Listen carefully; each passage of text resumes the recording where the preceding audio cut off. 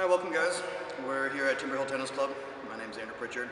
We're going to be focusing on the two-handed backhand today. My big thing is focusing on really fully committing to that hip turn and getting turned for the backhand. On the forehand side, lots of times it's more natural. We're using our dominant hand to get turned and line up our racket face to the contact. But on the backhand side, lots of times I see people just kind of poking at the ball, waiting for an easy forehand, basically. And we really need to be committing to that body turn the same way that we do on the forehand side. There's a few ways we can do that with our feet. The easiest way for me is I like to take a step across with my right foot. This is called closed stance. That way, immediately, you can see I'm getting my hips turned. My whole body's facing towards this direction. At the same time, I'm aiming right at you. And so that's going to be a very easy way to get turned, basically, to use those big muscles. That's the main thing, right? We want to be getting turns so we can use these hips, these legs, versus these arms. Just trying to get the racket to do the right thing. Very nice.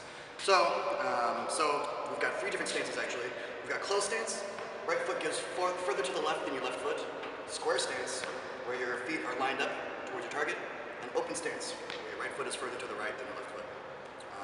And all three can work, although once again, it's more natural. You take that right foot and get it in front, then you get turned naturally, and then we can rotate into the shot.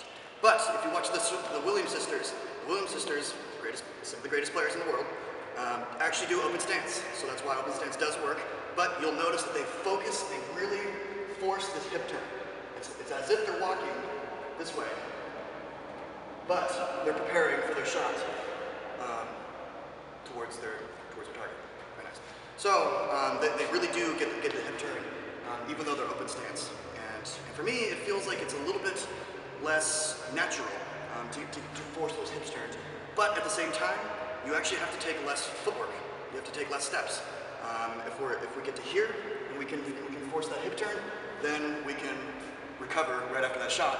At the same time, on the two-handed backhand, if I get closed, I'm going to rotate. I'm probably going to take an extra step here with my left foot to recover back in. So it's a little bit more movement, but it can still help with that turn. So let's do a few demos here really quick. Closed stance backhand. Here's the one where we get the right foot across our left foot, and then we're naturally getting our hips turned, and we can rotate using our big muscles.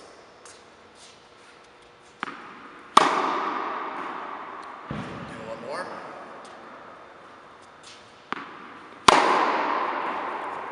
Here's square stance, where we're getting our right foot in front of our left foot, lined up towards our target. That way we can use mostly our body weight to rock back and rock straight towards our target.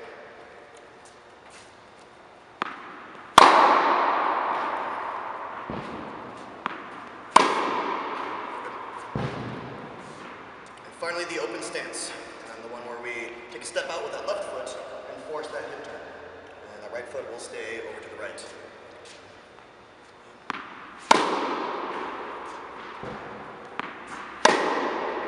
But you can still see we're still finishing that rotation.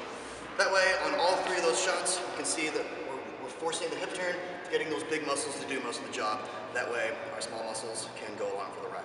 Thanks so much for watching. I hope this tip helped a little bit, and we can start engaging the hips a little bit and making sure that we're forcing that full body turn the same way that we do on the forehand. And hope to see you on the court.